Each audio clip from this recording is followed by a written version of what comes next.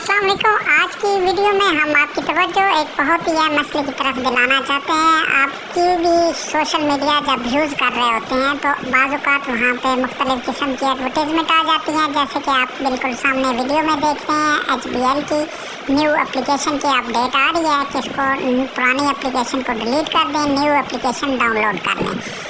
आपको ये बताते चलें कि ये एक नया फ्रॉड आया हुआ है। आप जब भी किसी लिंक पे इस किस्म के क्लिक करेंगे तो आपका जो डाटा होगा वो किसी और के कंट्रोल में चला जाएगा।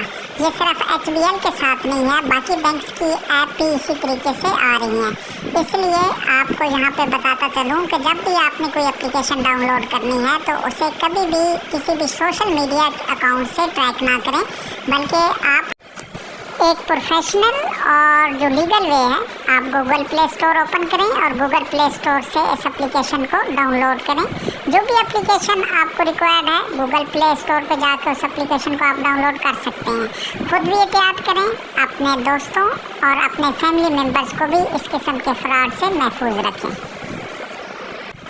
इस वीडियो को ज़्यादा से ज़्यादा शेयर करें ताकि बाकी लोगों को भी ये इन्फॉर्मेशन मिल सके और वो किसी किस्म के फ्रॉड से महफूज रह सकें। अगर आप ये समझते हैं ये वीडियो आपके लिए फ़ायदेमंद है तो वीडियो को लाइक और चैनल को सब्सक्राइब